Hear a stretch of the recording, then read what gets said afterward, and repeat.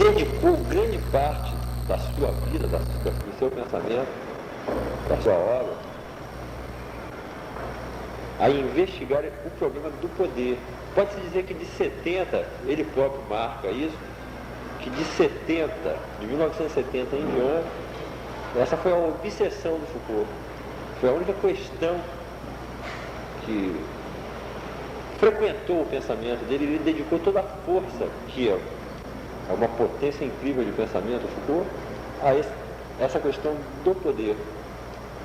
E fez aí uma investigação muito profunda, que gerou uma série de obras. Gerou praticamente toda a obra dele está em cima desse problema. Mas sem dúvida que para se entender o pensamento do Foucault, nós precisamos fazer certas, acompanhar as investigações, o trabalho dele, nós temos que fazer certas investidas que ele próprio está orientando, que foi por onde ele fez esse movimento. Certos problemas do surgimento do mercantilismo, ou do cameralismo, como era chamado na Alemanha, problemas da Grécia, que num certo momento o Foucault se encontra com a Grécia e faz uma obra que surpreendeu, inclusive, todos aqueles que acompanhavam a obra dele. Pode-se dizer que o pensamento europeu ficou perplexo quando o Foucault foi para a Grécia e fez lá um movimento que eu acho que os helenistas ficaram, sobretudo os helenistas, os homens que têm a Grécia como seu domínio, ficaram muito surpresos.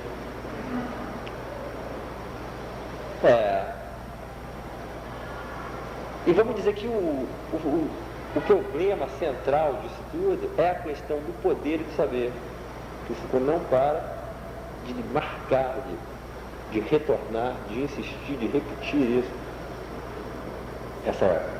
Esse binômio, vamos dizer, esse animal de duas cabeças, vamos dizer assim, que é o poder-saber para Foucault.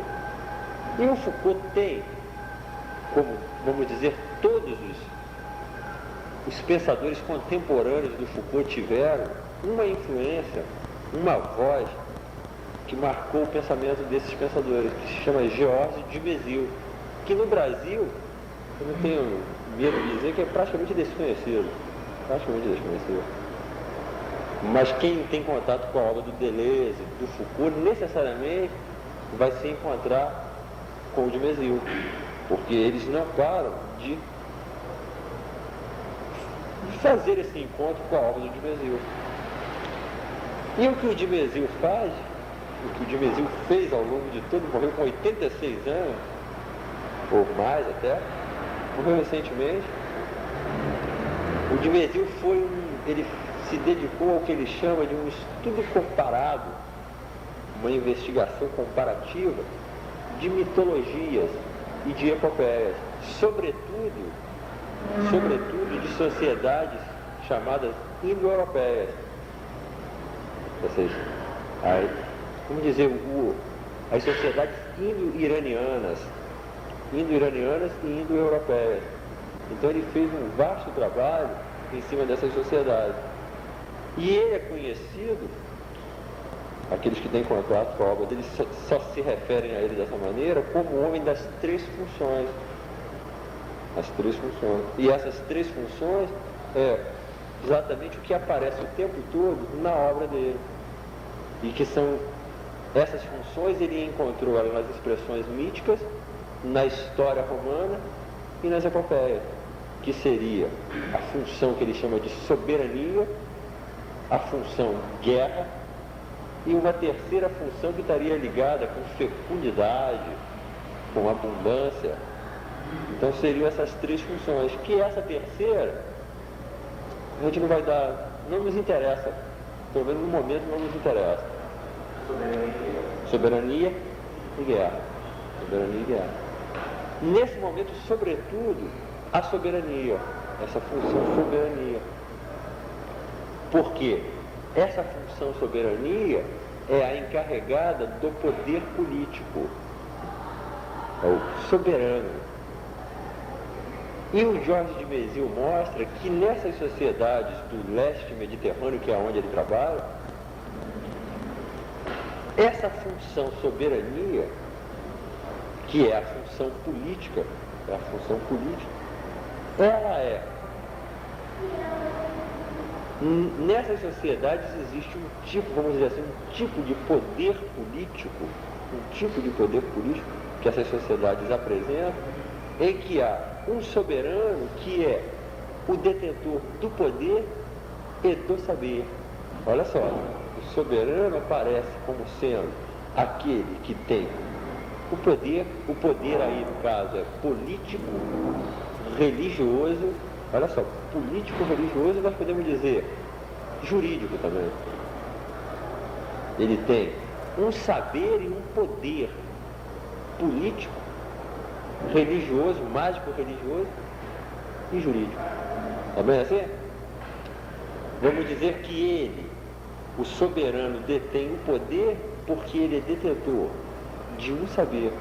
Ou nós podemos dizer que o saber, nesse tipo de sociedade, é isso que o Dimezil mostra, ele é propriedade da soberania. As outras, vamos dizer, castas ou classes sociais não teriam acesso ao saber. Ela seria exclusiva da soberania. Tá bem isso? E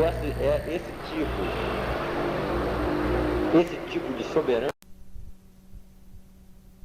o que esse estudo ativo vai revelar, ele aparece em todas as sociedades indo-europeias. Que quando Foucault se refere em alguns textos seus ao rei assírio, é exatamente a esse tipo de poder político que ele está se referindo. Nós podemos dizer que o faraó egípcio, os reis assírios, os imperadores babilônicos, são todos desse tipo. Eles encarnam, vamos dizer, esse tipo de poder político. Está bem assim? Então aí o poder seria, o saber seria inseparável daquele que detém o poder. Tá bem? A função política seria, simultaneamente, função de poder e de saber. Tá bem assim?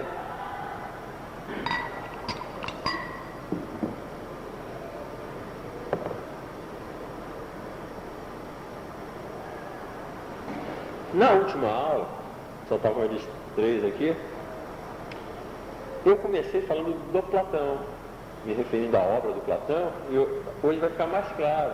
Uma questão que para o Ronaldo ficou um pouco obscura e é perfeitamente entendível, até a gente entender realmente o que está ocorrendo.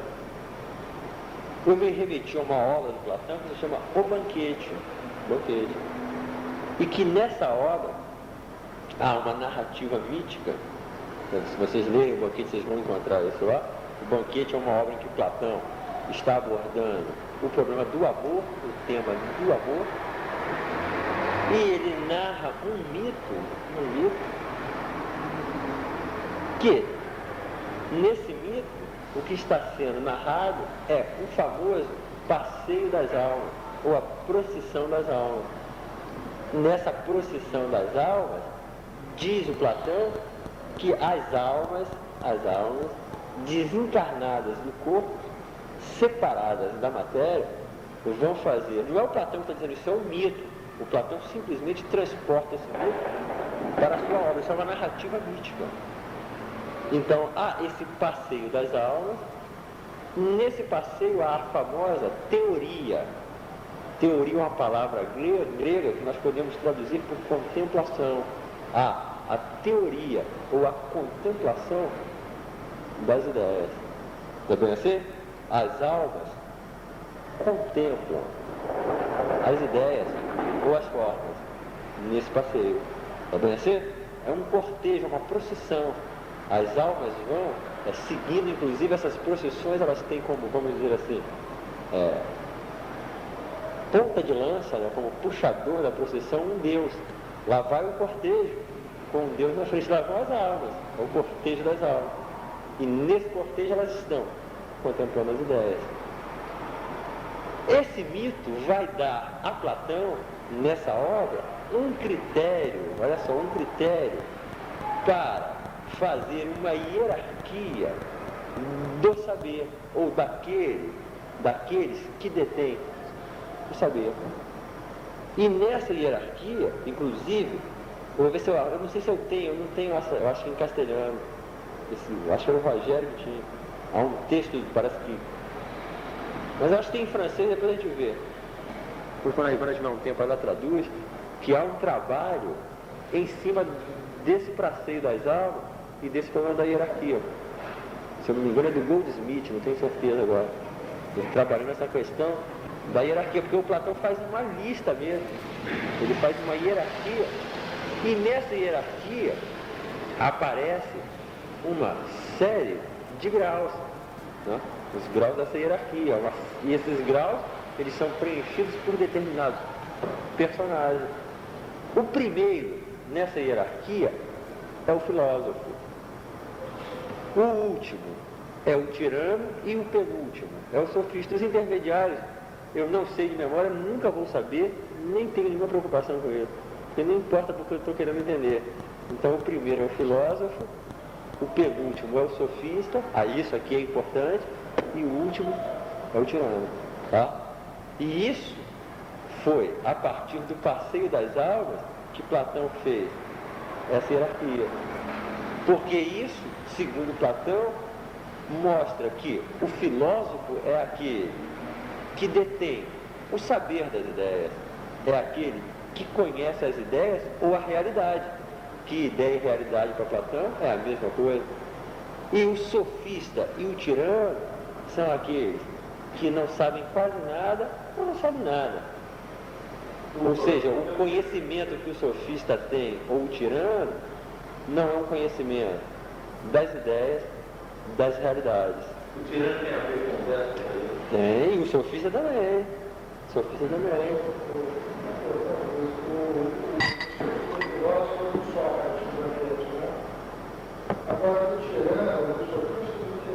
Não, no banquete não aparece o discurso do sofista nem do tirano.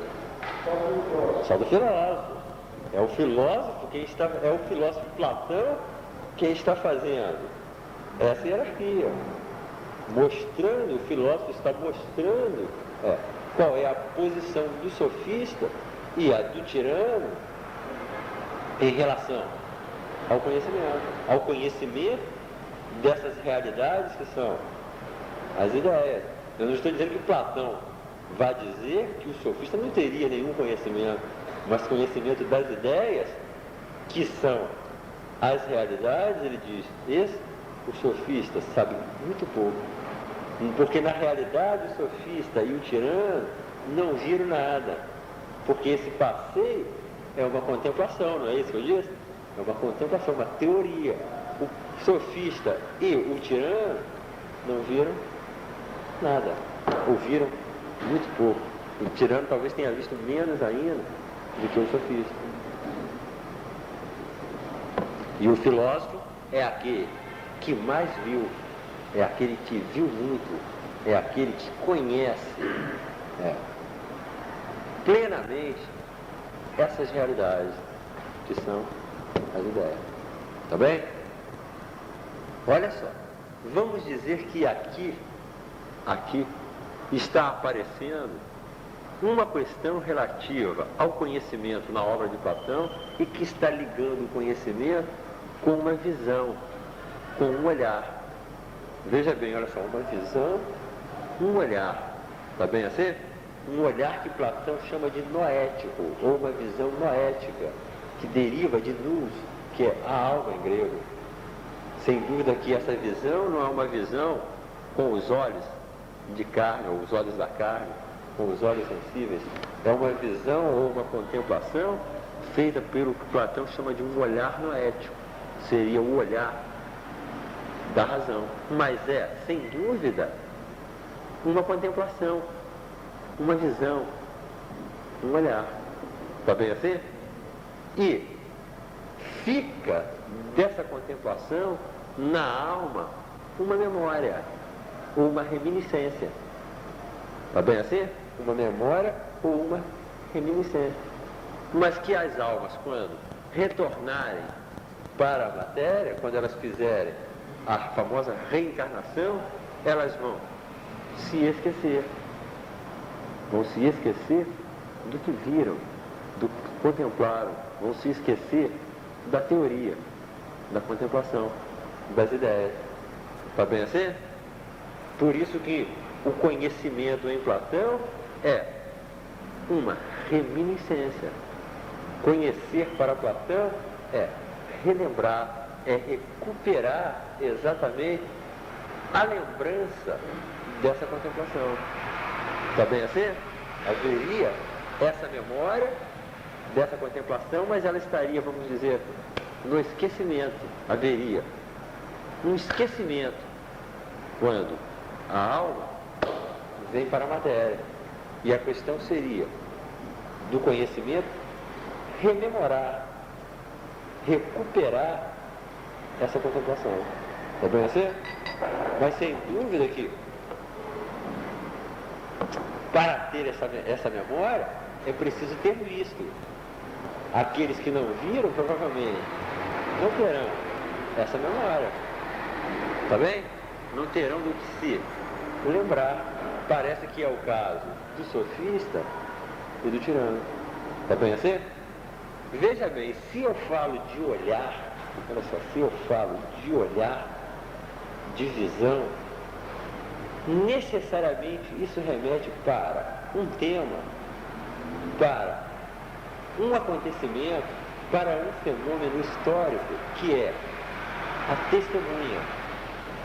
Olha só, um personagem que num determinado momento vai fazer a emergência dentro da sociedade grega, que é a testemunha. Porque o que é uma testemunha? A testemunha é alguém, é aquele que viu alguma coisa, tá bem? Que testemunhou, que presenciou um determinado acontecimento. É a testemunha. Tá bem assim?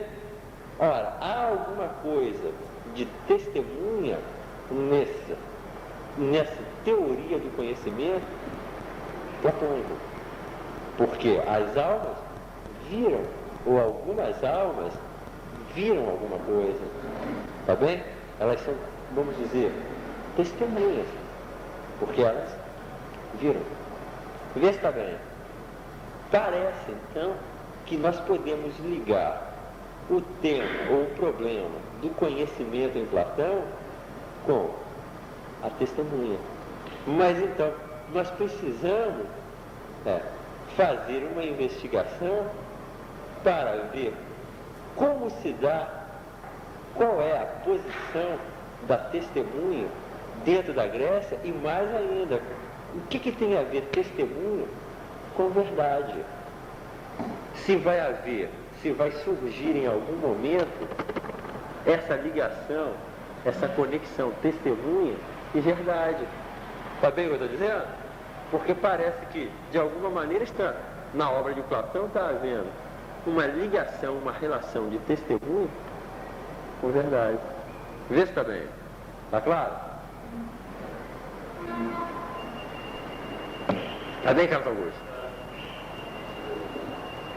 Num trabalho, vamos fazer um corte, tá? Nós estamos filmando, aí a gente faz corte. Fazendo um corte. Aí vamos filmar outra coisa, depois a gente vai montar. Num trabalho que o Foucault fez sobre uma tragédia do Édipo, chamada Édipo Rei, uma tragédia do Sófocles, chamada Édipo Rei, o Foucault vai abordar esse problema, esse tema da testemunha dentro da Grécia. Ele fez um trabalho em cima do Édipo, não só em cima do Édipo, não só em cima da tragédia do Sófocles, mas também na obra do Homero. E dessa pesquisa, o Foucault trouxe revelações, pelo menos inquietantes, surpreendentes, que nos forçam a pensar alguma coisa. Porque o Foucault, apontando para o Homero, o que ele tem que fazer? Fazer o quê? Olha o que eu disse. Acompanhar, ir lá. A gente tem que ir lá e ler o Homero. Não tem que ler a Ilíada, não. Ler o trecho que o Foucault está falando. Se não quiser ler a Ilíada toda, vai lá e lê. E quando a gente está estudando, a gente tem que fazer leitura desse tipo, ir lá e ler aquilo. O Foucault diz que está lá no Homero isso, não foi o Foucault que colocou isso, há uma determinada comemoração, uma data festiva, lá no mundo da aristocracia homérica, dos Menelaus, dos Agamenons, dos Ulisses, há um dia lá de uma festa em que eles, entre outros jogos, entre outras brincadeiras, jogos, entre outros jogos, esses cavaleiros, esses aristocratas, participam de um jogo que é uma corrida, que esses cavaleiros aristocratas da Grécia, como toda a tradição desses povos indo-europeus, há uma tradição muito forte do cavalo, do homem com o cavalo, há um grupo de homens que se dedica, são os ripês, aos cavalos, e esses cavaleiros do Homero, esses guerreiros estão ligados a isso, eles são loucos por cavalos e bigas, carros de corrida, então eles fazem um jogo de carro, a biga, né? Aquele carro grego.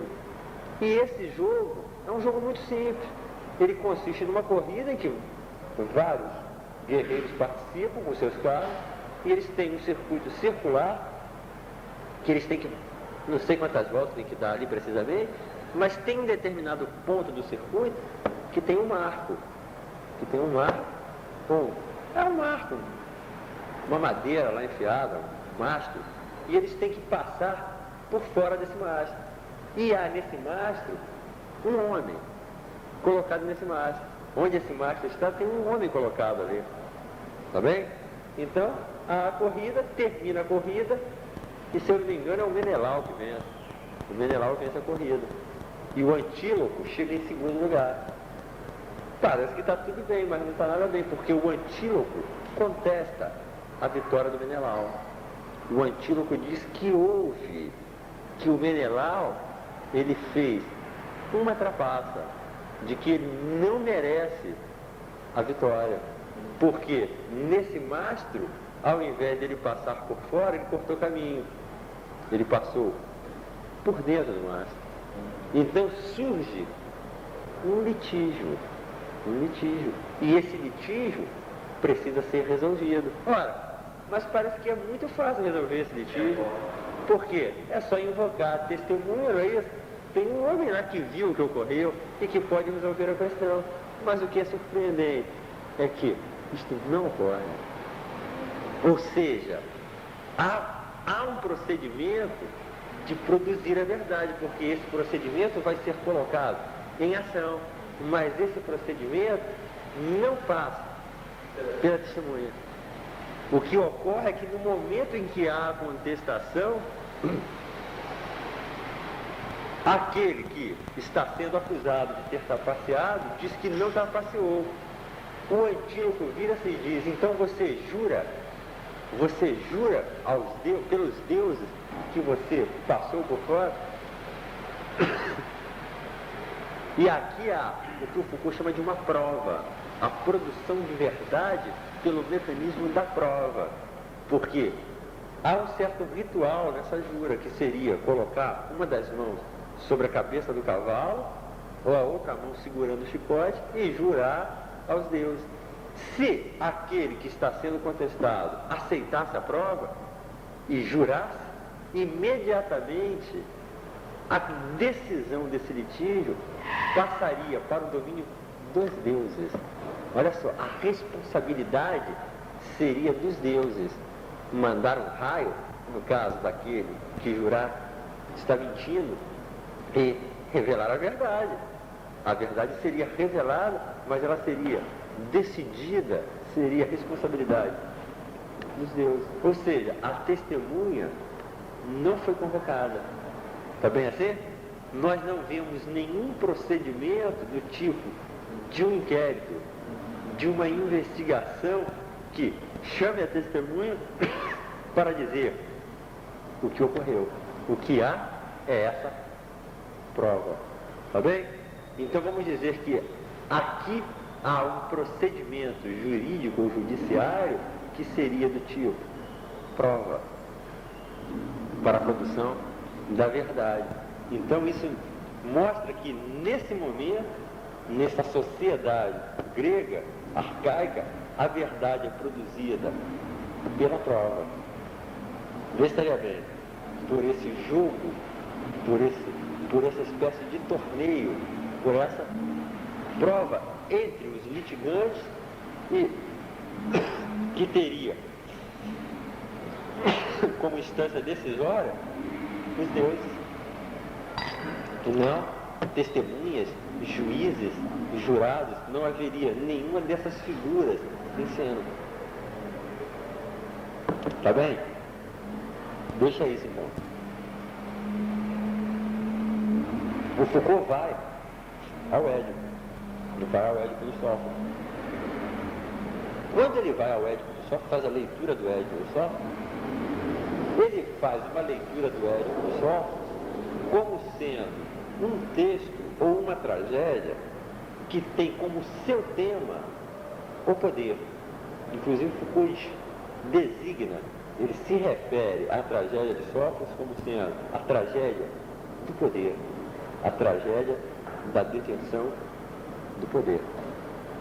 Mas na tragédia do Édipo, começa a tragédia pela revelação, por um problema, vamos dizer, há um acontecimento que se abate sobre Tebas, há uma peste que se abate sobre Tebas. Ora, o povo, que no caso aí é o coro dos cidadãos, vai ao soberano, que é Édipo, porque ele é o soberano, ele é aquele que detém o poder, ele é aquele que é o encarregado, é o responsável por essa cidade. Então ele deve livrar essa cidade dessa peste, tá bem? E o Édipo promete ao cidadão que ele vai fazer uma investigação, que ele vai procurar saber por que está havendo a peste, quais são as causas da peste e resolver esse problema. E o procedimento que se faz aí é enviar alguém ao... como é que se dá o nome? Fugiu agora. Ao oráculo de Delfos. Ao oráculo de Delfos. O oráculo de Delfos é onde? É a morada, é o templo do deus Apolo. O deus Apolo é um deus que ele tem um poder de ver, olha só, de ver o futuro. Vamos dizer que ele tem o dom profético. Ele é aquele que prevê, é aquele que antecipa, é um Deus que domina o futuro. E o sacerdote do deus Apolo, curiosamente, é um cego.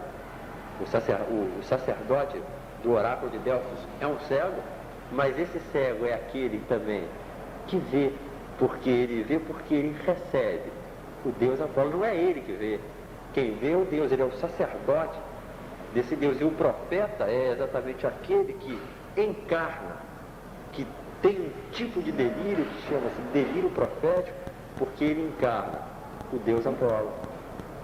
Então, tanto vamos dizer que o deus Apolo como o seu profeta, eles falam num tipo de linguagem prescritiva e profética. Tá bem? Olha só. Ou seja, tudo que é dito pelo oráculo é dito em termos de prescrição, semelhante até ao que muito mais tarde será um discurso científico do médico, né? Um discurso prescritivo. O médico é aquele que prescreve, não é isso?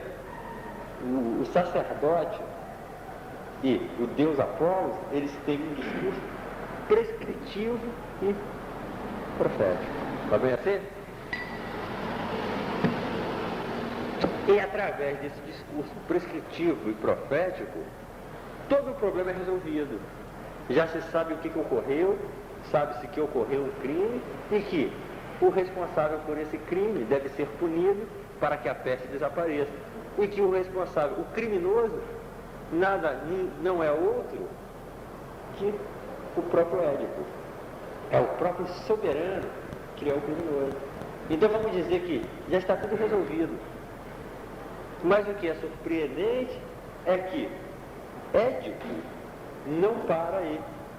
Ele quer continuar a investigação. Ele quer continuar a investigação, ainda que tudo já tenha sido dito pelos deuses.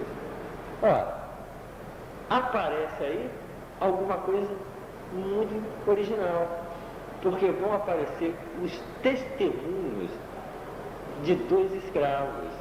Olha só, os testemunhos de 2 escravos. 2 escravos vão testemunhar, vão dizer o que viram, vão dizer o que sabem, porque viram, porque presenciaram. E o que esses escravos vão dizer vai confirmar o que o oráculo diz. Que Édipo era filho de Laio, que Édipo matou Laio, que Édipo é o assassino de Laio. Vê se está bem. Mas vejam bem, aqui há alguma coisa que nós precisamos marcar, que é: nós estamos passando de um tipo de discurso prescritivo e profético para um outro tipo de discurso que é, vamos dizer, empírico e retrospectivo. Nós estamos passando do nível dos deuses para o nível dos homens. E retrospectivo por quê? Porque esse discurso é do testemunho ou da testemunha. É o discurso de alguém que viu alguma coisa que ocorreu no passado.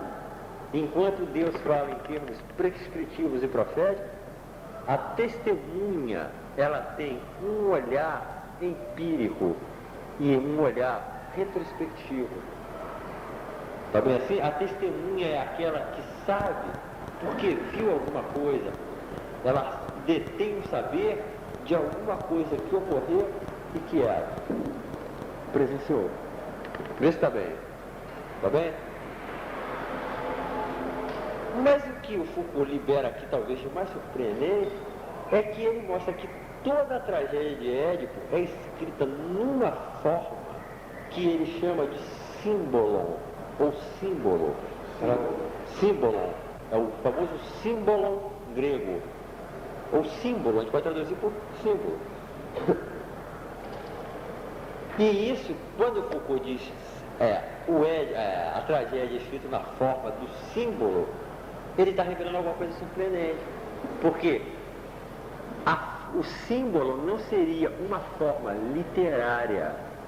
Olha só, uma forma literária. Então ele está dizendo que o Édipo é escrito numa forma que é a do símbolo e que isso não é uma forma literária, mas isso é uma forma política, mágica e religiosa. Por quê? Porque o que o Foucault está chamando de símbolo nada mais é do que uma técnica que os soberanos utilizavam, que aqueles que detinham o poder utilizavam, que consistia em dividir ao meio, por exemplo, um pedaço de cerâmica. Pegava um pedaço de cerâmica, divide ao meio e dá uma metade desse pedaço de cerâmica a alguém, a um mensageiro, digamos, que vai procurar um outro homem. E que no momento que essas 2 metades se encontram, olha só, essas 2 metades se encontram, elas revelam o poder e a verdade do soberano. É uma técnica política, mágico e religiosa, uma técnica de poder. Está bem assim? Olha só, e o Foucault está dizendo que o Édipo é escrito exatamente com essa forma, ou seja, metades que se ajustam, e quando olha essas coisas incríveis, ele está dizendo que o símbolo é uma técnica de poder, não é isso? E o símbolo vai ser a forma em que a tragédia grega vai ser escrita. Então, a tragédia de Sófocles. Então, a tragédia de Sófocles é metades que se ajustam. Olha aqui, de um lado, o discurso dos deuses, do outro, o discurso dos escravos, o testemunho dos escravos, o discurso prescritivo e profético dos deuses e empírico e retrospectivo dos escravos, que vão se ajustar. Está bem assim? Ora, no momento em que eles se encontrarem, Foucault diz, as duas partes da tessera vão se encontrar, o símbolo vão se fechar, um efeito vai se produzir. É esse efeito que importa por cores, um efeito vai se produzir. E o efeito que vai se produzir é exatamente Édipo aparecer como uma figura monstruosa, criminoso, excessivo. Olha que coisa incrível. O soberano, o tirano aparecendo como uma figura excessiva, monstruosa, assassino do pai, marido da mãe, aquele que casou com a mãe, aquele que matou o pai, aquele que conspurcou a cidade, aquele que, devido a essa conspurcação, trouxe a peste sobre a cidade. Estão entendendo? Olha o que está ocorrendo. Esse encontro está produzindo um efeito que terá como resultado a perda do poder de Édipo. Édipo é aquele que será expulso, é aquele que se revelará como sendo monstruoso, excessivo. O Édipo não era um soberano? É um tirano. Um tirano. Inclusive a tragédia se chama Édipo Tiranos. Mas esse modelo não tem da soberania? Esse modelo é uma técnica de poder. É uma técnica de poder. Ou seja, está se produzindo a verdade. Olha só, como é que foi produzida a verdade? Como é que foi produzida a verdade na contestação Antíloco e Menelau? Tem alguma coisa a ver com isso? Nada. Aqui nós temos um procedimento completamente diferente. Porque o que está havendo aqui é um procedimento judiciário. E nesse procedimento judiciário, para se encontrar uma verdade, nós assistimos ao deslocamento do discurso dos deuses para o discurso dos homens, o encontro dessas duas metades, que é o que o Foucault está chamando a forma do símbolo, e isso produzindo um efeito que decorre da produção dessa verdade que se dá quando essas metades se encontram, que é Édipo aparecendo como uma figura monstruosa. Essa é a forma da tragédia? Ele está dizendo que essa é a forma, pelo menos, do Édipo rei. Por quê? No Édipo é isso que a gente precisa. Vamos acompanhar o Foucault para ver o que o Foucault está vendo aí no Édipo rei. Não, e há uma questão que é Édipo ser lido pelo Foucault como sendo a tragédia do poder, a tragédia da detenção do poder. Porque em momento nenhum desse processo, Édipo vai se dizer inocente ou estar preocupado em se mostrar, ou defender, vamos dizer, a sua inocência. A única coisa que Édipo se preocupa é em defender o seu poder. Ou seja, o tempo todo que Édipo sente é que ele está correndo o risco de perder o poder. Porque ele é aquele que vai ser expulso, é aquele que o coro, que os cidadãos não querem mais como soberano. Não sei se está bem. Está bem? Vê se estaria claro. Ora, a história de Édipo é uma história marcada, vamos dizer, por altos e baixos. Prestem atenção nisso, olha só, uma história marcada por altos e baixos, semelhante a de muitos homens que fazem propaganda aí o tempo todo com gente que veio do nada, era pobre e chegou ao cume. Porque Édipo era exatamente aquele que era um homem simples, um homem que não tinha nada, e tornou-se o soberano de Tebas, o tirano de Tebas. E aqui o Foucault aponta para alguma coisa incrível, que essa, vamos dizer, essa oscilação, essa alternância no destino, ela é característica de duas figuras que o século VI conheceu muito bem na Grécia. O herói, olha só, o herói e o tirano. O herói e o tirano são personagens cujo destino, cujas vidas são marcadas por esses altos e baixos. Tá bem? Olha só que coisa incrível.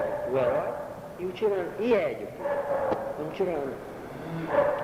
Porque o tirano é aquele que detém um tipo de poder político que é muito singular, porque é aquele que governa uma cidade como sendo sua, como sendo de sua propriedade. É aquele que, vamos dizer, que se coloca acima das leis. Está bem assim? É aquele que governa segundo as suas vontades, segundo o seu desejo. Mas ele é aquele também que não para de lembrar aos homens da cidade que ele domina, que ele governa, que ele é o detentor de um saber. Olha, isso não é de Édipo, entendam? Isso é uma marca característica dos tiranos, que é um personagem histórico que o século VI conheceu, e muito bem, o tirano grego. Então, o tirano é aquele.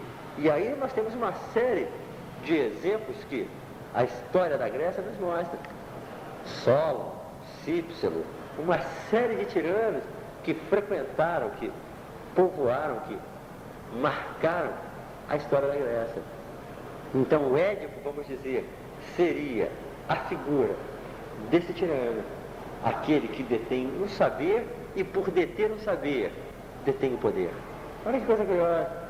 Olha só, detém o saber e detém o poder. E detém o poder. Por quê? Detém o saber. Porque Édipo se tornou o soberano de Tebas porque ele solucionou o famoso enigma da esfinge, da divina cadela. A cadela ficava na entrada de Tebas e lançava o enigma àqueles que queriam entrar em Tebas. Se não resolvesse o enigma, morriam.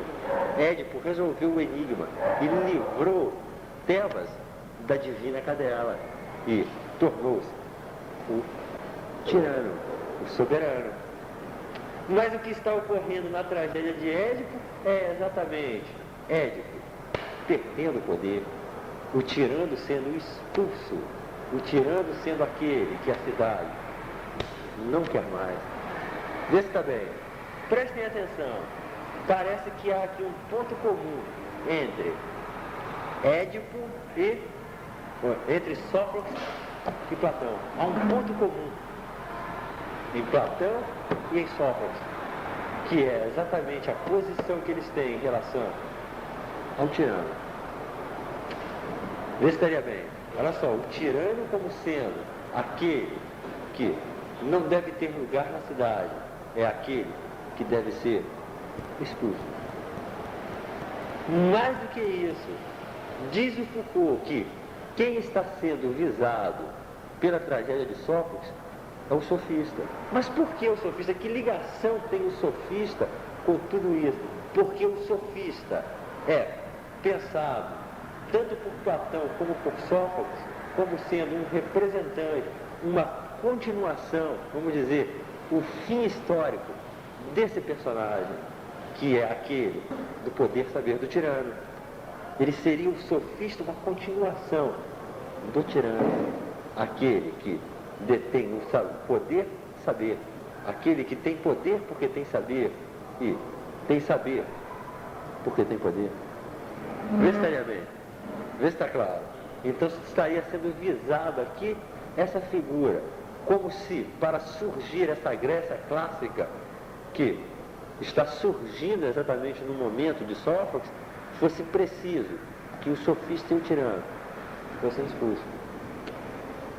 E por trás desses dois personagens, diz o Foucault, que o que estaria na realidade seria o rei assírio. O rei assírio, ou o soberano, como o Dimesil nos mostra, que é o típico soberano que o leste do Mediterrâneo conheceu, aquele que detém o poder saber. Ou seja, para se constituir a Grécia clássica, para se constituir a sociedade democrática grega, é preciso haver um desmembramento dessa unidade, poder saber. Vê se estaria bem. O desmembramento, olha só, estaria tanto Sócrates como Platão apontando para esse desmembramento. Veja bem, eu não disse que há na tragédia, o Foucault não está nos mostrando que há na tragédia do Sófocles um deslocamento do olhar divino para o olhar dos homens, não é isso? O olhar prescritivo o olhar profético, e aqui o olhar empírico, retrospectivo dos homens, a testemunha que é invocada. Quando eles se juntam, ora, o que vai surgir como efeito aí é o quê? É a perda do poder daquele que é o tirano, o detentor de um poder saber. Não é isso? Parece que o saber agora está ou do lado dos deuses ou do lado dos homens. Para ter o saber, aproxime-se dos deuses, dos oráculos, dos profetas. Ou então, procure esse saber nessa memória empírica. Nunca aquele que é detentor do poder é que tem o saber. Estaria bem, está havendo aqui, olha só, uma separação do poder e do saber. O saber não estaria com aquele que tem o poder, tanto que aquele que tem o poder está caindo em desgraça. Porque se ele tinha um saber, esse saber não pôde salvá-lo dessa desgraça. Ele é excessivo, ele é um homem do excesso, ele é aquele que a cidade deve expulsar, deve colocar fora dos seus limites. Vê se está bem, vê se está claro isso aqui. Está bem aqui? Então está aparecendo o saber como sendo aquele que está com os deuses, o saber ou está com os deuses, com o olhar do profeta, do sacerdote, ou então com o saber empírico, o saber daquele que viu, da testemunha. Nunca o saber está com o poder. Veja bem, veja bem, no mito de Platão, o saber está do lado.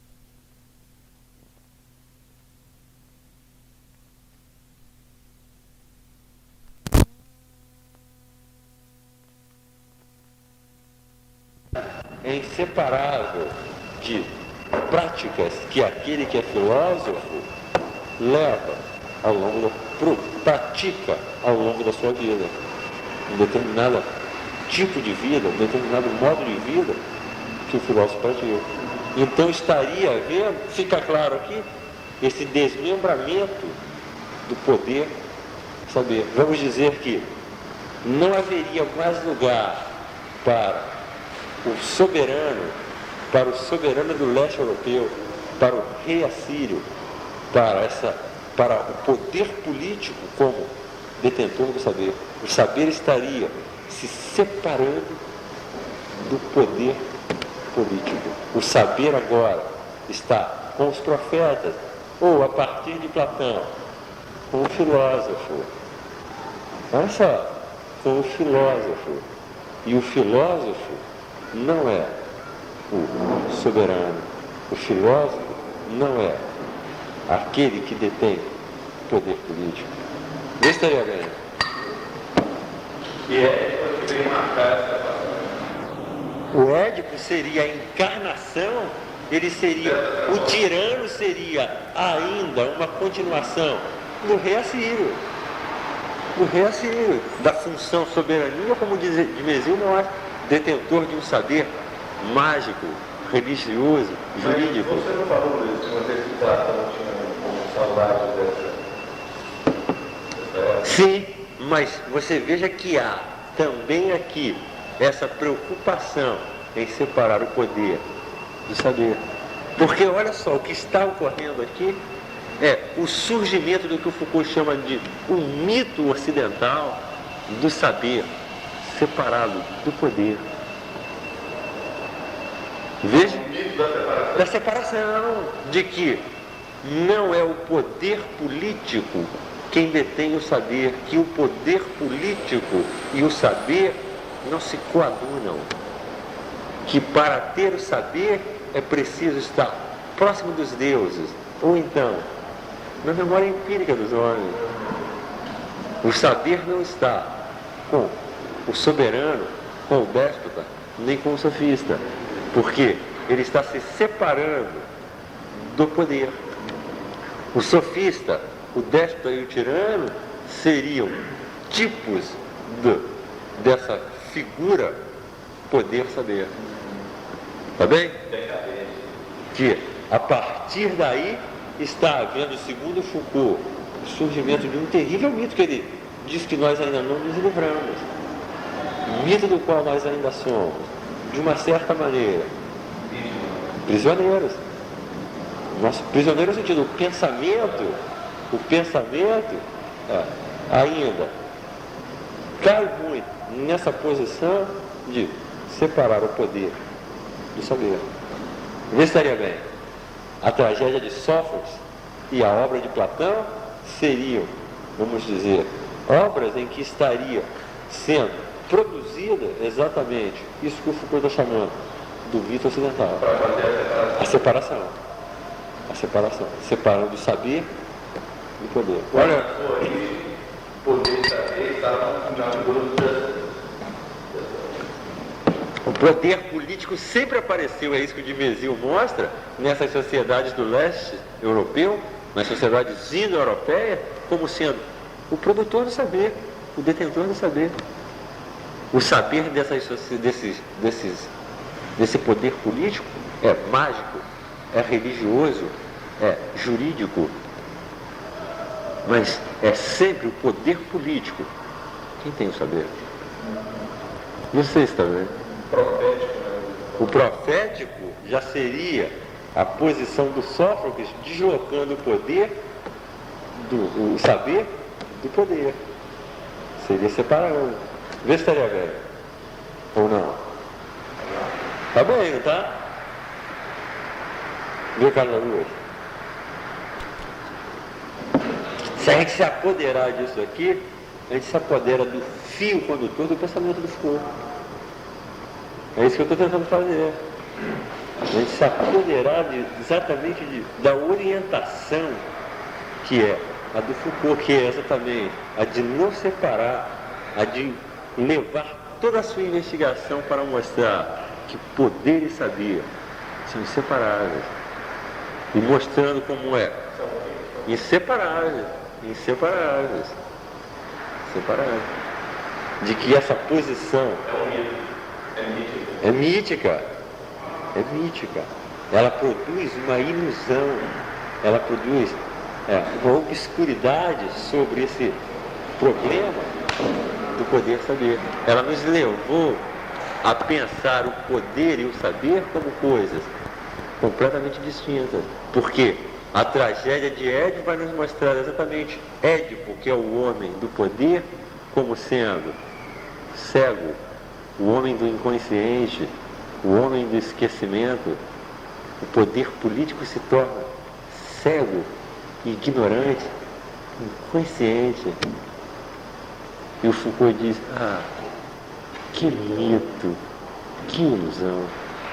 O poder político, produtor de saber, o poder político não para de produzir saber.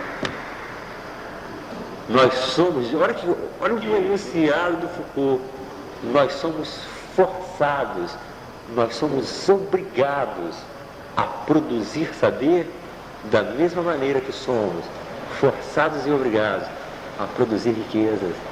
Nós somos forçados a produzir saber para produzir mais riquezas. Os poderes políticos não param de produzir, de institucionalizar, de profissionalizar a produção da verdade. Não sei se está bem. Vamos dizer que a posição do Foucault é anti-Platão e anti-Sófocles. Vamos colocar ele dessa maneira, nesse momento, como sendo o anti-Sófocles e o anti-Platão. Está bem? Vê se estaria claro. Vê se estaria bem. Eduardo. E Ronaldo. Tá? Tá bom, né?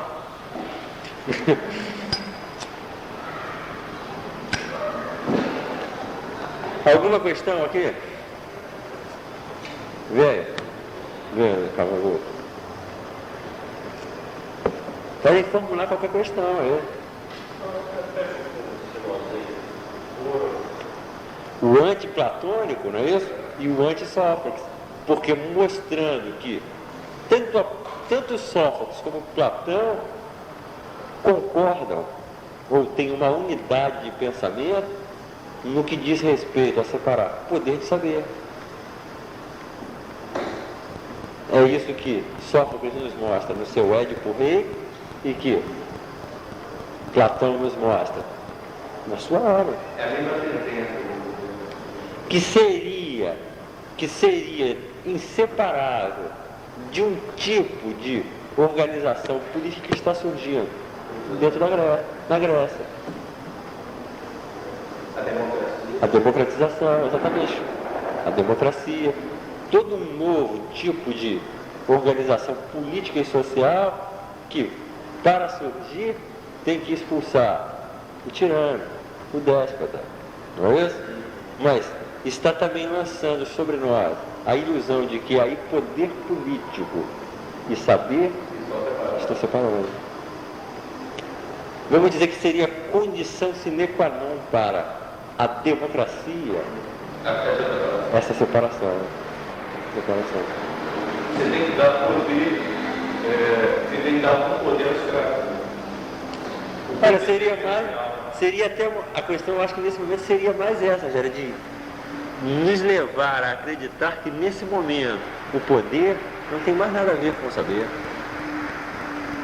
É como se o poder estivesse separado, definitivamente separado do poder. O saber agora está do lado da razão, do olhar noético, do olhar divino, de um olhar divino, de um olhar noético, e não com o poder político. Não sei se está bem. Aqui nós estaríamos colocando determinantemente, finalizando esse capítulo da união do poder com o saber. Está melhorando, Carlos Augusto? Vê se está bem. Você estaria vendo o que o Foucault chama esse desmembramento dessa unidade.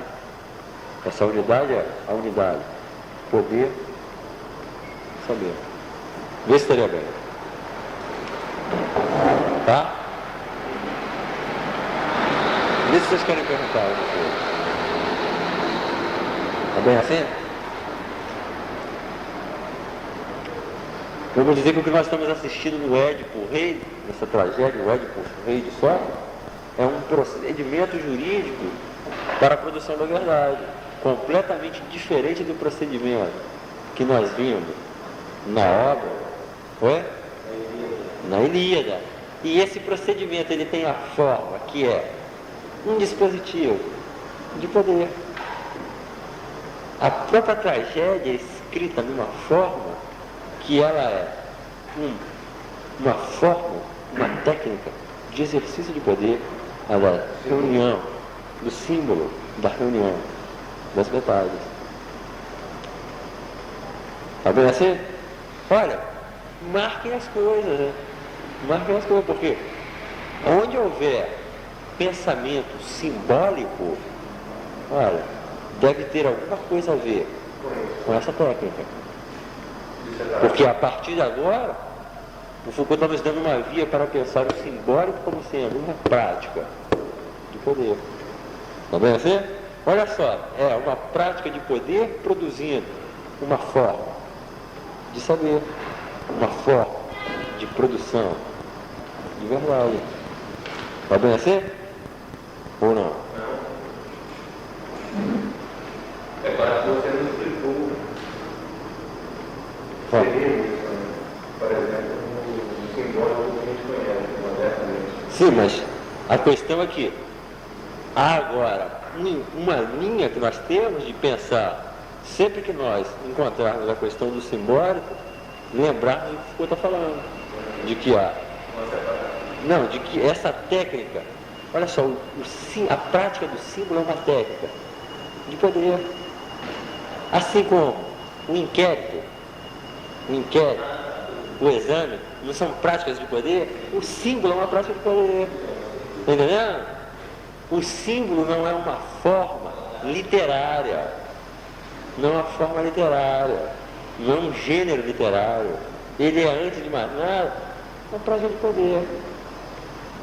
E a tragédia de Sófocles tem essa forma, reunião. Porque o símbolo seria reunião das metades. Uma prática que os soberanos usam, que foi, durante muito tempo, técnica do poder político de produção de verdade. Está bem assim? Você vê que é uma invasão do político em toda a produção de saber. O poder e o saber não pode se separar. Não pode se separar. Está bem assim? Vê se estaria claro.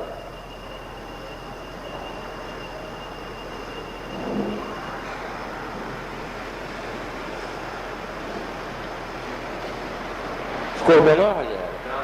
Ficou? Uma ovação. Deve ser o quê? Foi eleito presidente? Ele está fazendo o seu discurso, né? Discurso de posse. Mas aqui nesse colégio? Eu não estou falando por que essa eleição? O que tem a ver essa eleição com esse colégio? Não consegui entender. Foi o presidente do Botafogo. Só um minutinho que eu vou falar.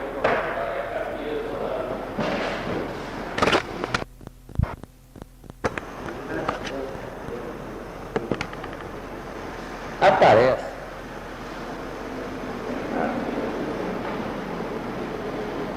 cada vez mais delineado, com mais clareza, com mais força, na obra do Foucault, um tema que é o das sociedades modernas, ou das sociedades ditas industriais, serem chamadas, batizadas pelo Foucault de sociedades disciplinares.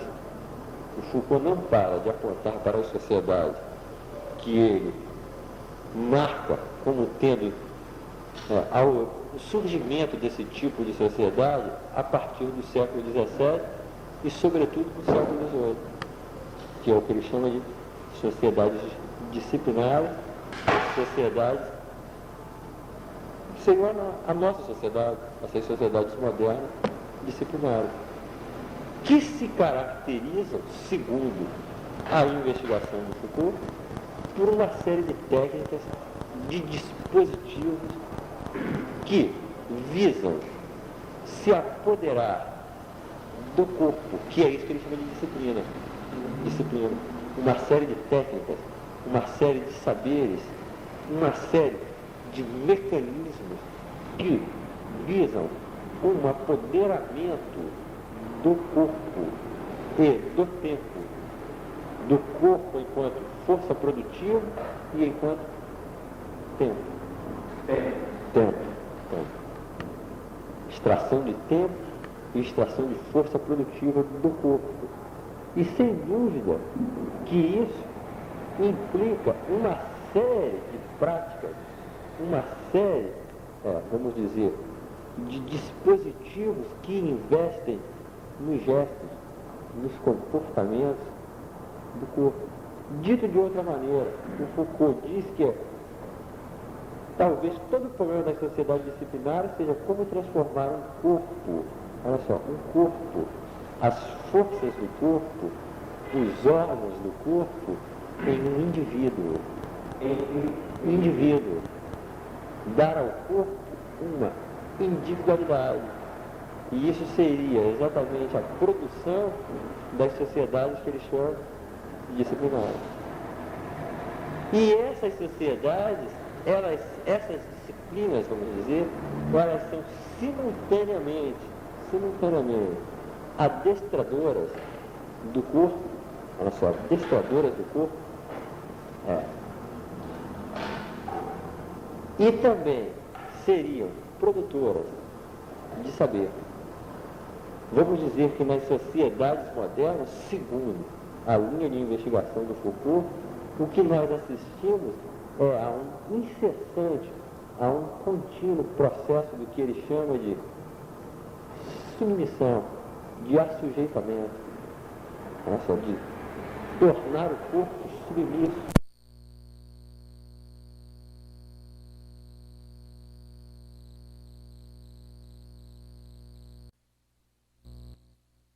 me sujeitar, está bem assim? Uma produção de submissão e de assujeitamento.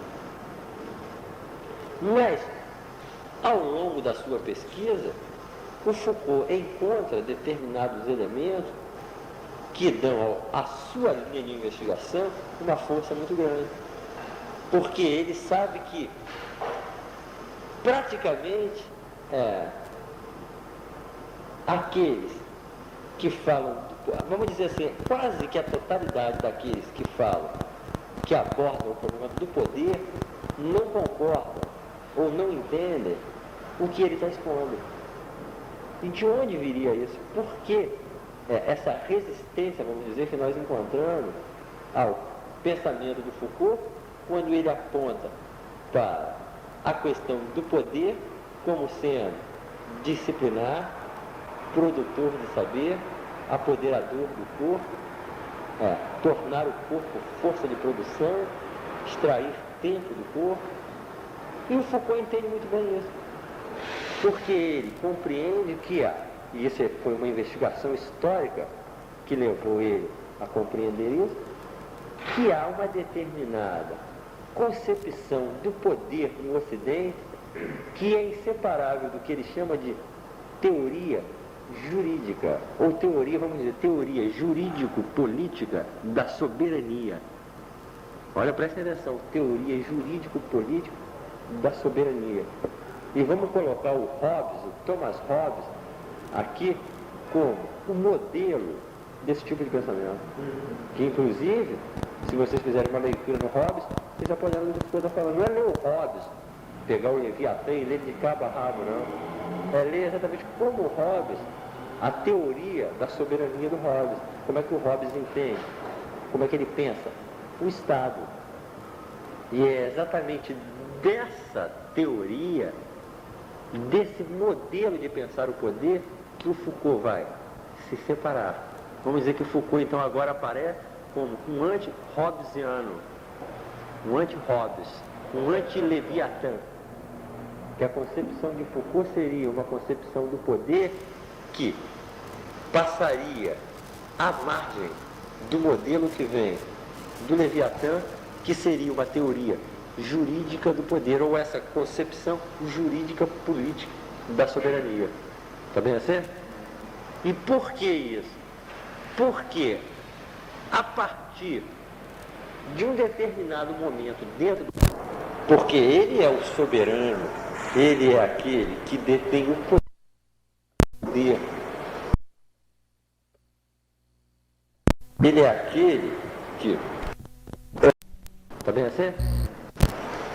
É o encarregado, é o responsável.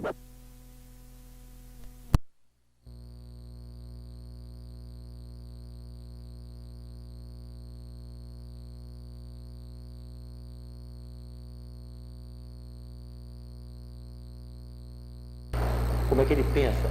O Estado. E é exatamente dessa teoria, desse modelo de pensar o poder, que o Foucault vai separar. Vamos dizer que o Foucault, então, agora aparece como um anti-hobbesiano, um anti-Hobbes, um anti-Leviatã.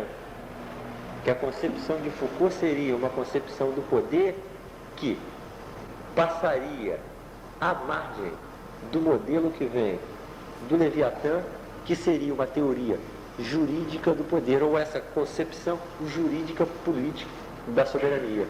Está bem assim? E por que isso? Porque a partir de um determinado momento dentro da Europa, que o Foucault situa como sendo a partir do século XII, surge toda uma teoria, ou ressurge uma teoria jurídica que nós devemos ao Império Romano, que ela é, vamos dizer, recuperada, e os juristas são convocados pelos reis, pelos soberanos feudais, para erigir um edifício jurídico da soberania. E esse edifício jurídico, político, essa teoria jurídica, ela coloca o problema do poder em termos de soberania. Seria a questão de traçar aí a legitimidade. Essa teoria, ela colocaria a questão da legitimidade, do poder e dos limites do poder do soberano. Está bem assim? Falando da legitimidade do poder do soberano, do próprio poder do soberano e dos limites desse poder. E do outro lado, olha, prestem atenção, a obrigação dos súditos em obedecer a essa soberania. Então nós teríamos aqui a distinção que viria dessa teoria jurídica entre soberania e súdito, ou soberano súdito. E essa noção de soberania é dominante dentro do discurso, dentro da teoria, dentro dos códigos jurídicos que se constituem no Ocidente. Soberania. Essa noção de soberania, o poder colocado em termos de soberania. Ela, num primeiro momento, é pensada em termos de soberania feudal, depois torna-se a soberania autoritária, absolutista da Europa, e mais tarde passa a ser, inclusive, um instrumento contra o próprio soberano, contra o próprio monarca, vamos dizer assim, contra o soberano ou o monarca absolutista, o monarca autoritário, e passa a servir às forças que querem se livrar do monarca, querem depor o monarca. Vamos dizer que, então, olha o que está ocorrendo. Surge toda uma concepção jurídica da soberania em torno do rei, da figura do rei, para servir ao rei. Está bem assim? Num determinado momento, esse edifício jurídico que foi constituído por uma convocação do próprio rei escapa ao seu poder e volta-se, inclusive, contra o rei. Mas mantém a teoria política em termos de soberania. O poder político continua a ser elaborado em termos de soberania. Estaria bem, passa a ser, surgem temas, que são os temas que surgem a partir do século XVIII, sobretudo do XIX, da soberania dos indivíduos, é a democratização da soberania, os direitos soberanos do indivíduo. Está bem assim? O Foucault abandona essa posição e diz que não vê aí um bom método. Olha, que é uma questão metodológica. O que ele chama, Foucault usa a expressão precaução metodológica. Ficou incrível. Ele diz que é preciso tomar algumas precauções metodológicas. E ele expõe essas precauções metodológicas centradas exatamente partindo dessa concepção jurídica que ele diz que é preciso precaver contra essa concepção, porque ela é dominante no pensamento ocidental no que diz respeito ao poder. Vê se estaria bem. Porque o poder é sempre colocado em termos de, a partir dessa noção de soberania. E seria, isso estaria dentro de toda uma questão jurídica, ou vamos dizer, em uma terminologia do direito. Do direito. Seria a questão da legitimidade, dos direitos, dos limites do poder. Está bem? É um modo de pensar. De pensar o poder em termos de soberania. E Que se expandiu e atingiu. que até hoje ainda vigora. Ainda vigora. Essa concepção, ela coloca o problema do poder político em termos de soberania e localiza o poder político no Estado. No Estado. Então o indivíduo também pensar. Não, mas presta atenção. Não, a questão não é essa. Ora, vejam bem. Presta atenção, Rogério. Olha a noção, qual é a noção-chave aqui? Soberania. Não é isso? Não é isso? A questão do poder colocada em termos de soberania. Ora, o que não aparece aqui é a questão da dominação. Essa teoria jurídica, essa concepção jurídico-política e até jurídico-filosófica do poder, ela esconde, escamoteia ou não aponta para a questão de dominação. A questão do poder sempre colocada em termos de legitimidade, ou vamos dizer nos termos da lei. E um poder que se exerce sobre os corpos, sobre os gestos, sobre os hábitos, parece que toda a questão ou todo o exercício desse poder é em termos de dominação. Vê se estaria bem. Dominação dos corpos, adestramento dos corpos, extração de força útil dos corpos. Ora, isso não é em momento nenhum abordado por esse edifício jurídico-político, por essa concepção jurídica do poder. Vê se está bem. E é exatamente a surpresa do Foucault que ele descobre que a partir de um determinado momento nós não temos mais um poder soberano, mas um poder disciplinar. Ou seja, então isso aqui traz mais um complicador. O que Foucault está dizendo é, sim, até um determinado momento, essa noção de soberania dava conta da relação de poder, ou seja, até um determinado momento, a relação do poder foi em termos de soberania. Mas a partir de um determinado momento, a mecânica do poder mudou. E o que é estranho é que permaneceu todo esse edifício jurídico-político e toda essa posição do problema do poder em termos de soberania, ainda que tenha surgido uma nova mecânica do poder. O poder deixa de ser, ou deixa de exercitar-se e efetuar-se em termos de soberano, súditos, e passa a ser um tipo de poder disciplinar, um poder difuso, disperso, que está em todos os lugares, que não vem do alto, que não parte de um soberano, que não implica uma pessoa física de um soberano, mas que está disseminado entre os súditos, nas relações entre os súditos. Olha que questão bonita, estão entendendo? É como se desaparecesse soberano e permanecesse o súdito. A questão é deslocar-se, diz o Foucault, de tomar o ponto de partida do pensamento do poder no soberano e deslocar-se para os súditos. Ou melhor, abandonar essa distinção soberano-súdito e pensar em dominação, assujeitamento. Vê se estaria bem. Vê se vocês estão entendendo. Olha, isso daqui é pensamento moderníssimo. Pensamento moderníssimo. É entender exatamente o tipo de relações que passam pelas nossas vidas. Vê se está bem. Vê se está claro aqui. Olha só. Existe uma espécie de saber que é atravessado por essa quantidade, dominação e dominado. Dominação. Sim, aqui vão surgir uma série de saberes, uma série de técnicas.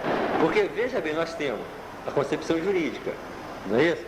A concepção jurídica é centrada na noção de soberania, vigorando, segundo a investigação do Foucault, desde o século XII. Sempre a questão do poder colocada em termos da soberania. Vamos dizer, acompanhando o que Foucault está liberando, que num determinado lapso de tempo, num determinado período, a relação de poder é realmente do tipo soberano-súdito.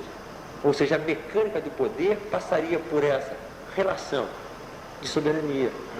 E esse poder se exerceria de uma maneira que seria descontínua, que seria através de taxações, imposição de obrigações.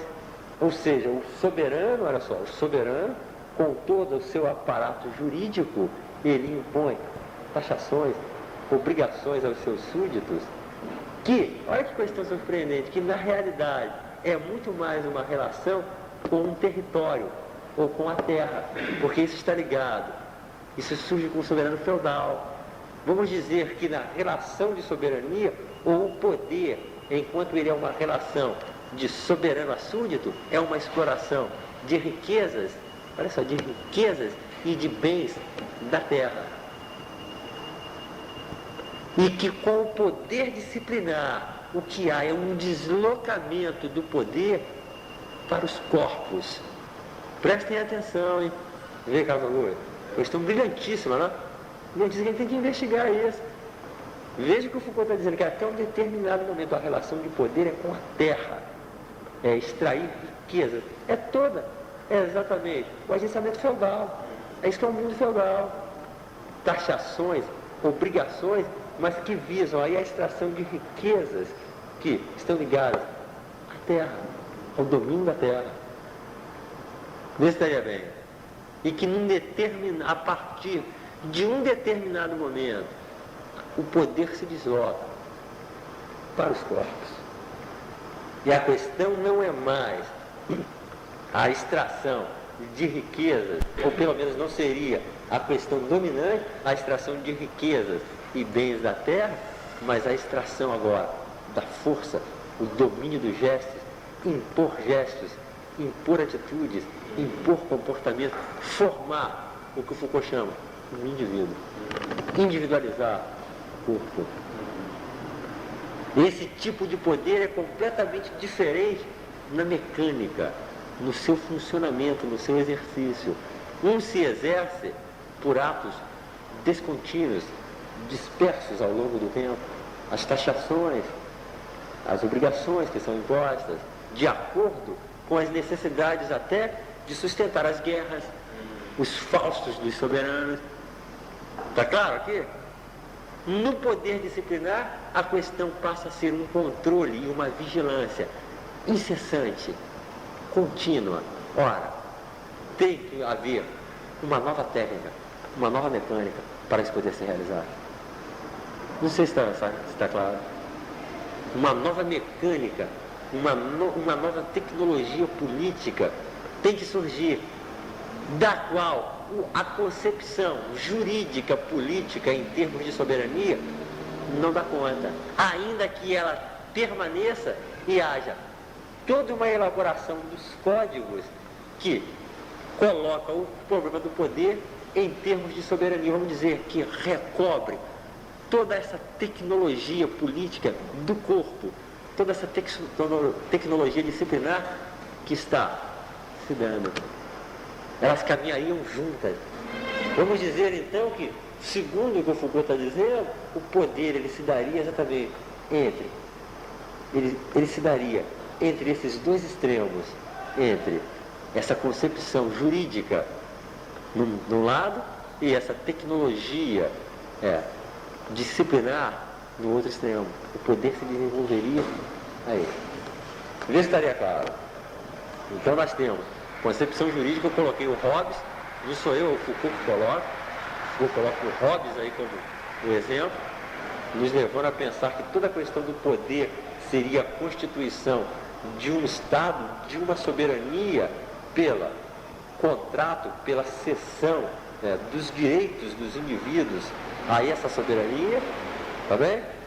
Mas para o Foucault a questão do poder disciplinar é completamente diferente, que seria micros controles, microvigilâncias, toda uma rede de técnicas de poder e de saberes novos que emergem a partir do século XVIII.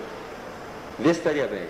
E que isso não teria surgido, isso não teria como origem uma figura física do soberano. São técnicas dispersas, plurais, múltiplas, que começam a atravessar as sociedades europeias. Vê se estaria bem. Que inclusive o Estado depois vai colonizar todas essas técnicas. Ele vai se apoderar disso e até a burguesia, mas não foi uma classe, isso não parte de uma classe sobre uma outra classe. É preciso pensar em termos múltiplos, como Foucault diz, em termos de relação com a família, com os vizinhos, com os mestres de escolas, uma série de relações, todas as múltiplas relações em que o corpo está mergulhado dentro de um campo social. Então haveria, sob essa concepção jurídica, sob essa noção de soberania, toda essa tecnologia disciplinar.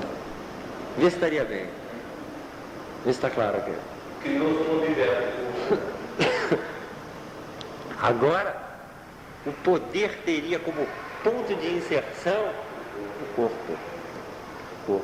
É sobre o corpo que o poder vai atuar. Vai atuar. E o conhecimento também. E o conhecimento também. Porque vai surgir aqui uma série de conhecimento, uma série de técnicas, de saberes, de discursos que passam por essas, que emergem dessas práticas. Vê se estaria bem. Vê, Eduardo, está claro?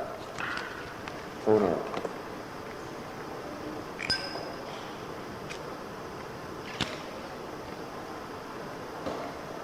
Aqui aparece alguma coisa surpreendente, porque, veja bem, nós não podemos perder essa permanência, essa manutenção de todo esse edifício jurídico-político, de toda essa questão da soberania, mas que a partir do século XVIII e sobretudo do XIX, há uma democratização da soberania. Vamos dizer, o discurso da soberania permanece, mas desloca-se e passa a ser uma democratização da soberania. Vamos dizer, esse discurso jurídico agora, ele se volta contra a própria pessoa física do soberano em prol dos súditos.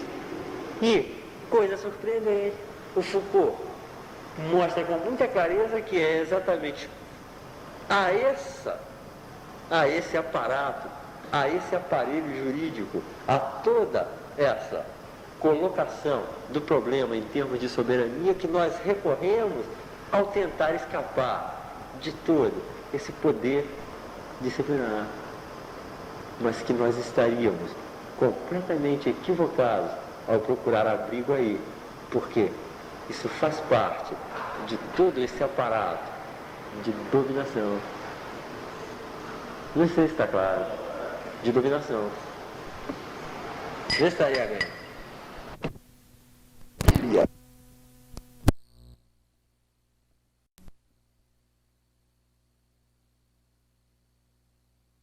Diferente. Está claro o que eu estou dizendo? É um mito. O Platão simplesmente transporta esse mito para a sua obra. Isso é uma narrativa mítica. Está claro o que eu estou dizendo?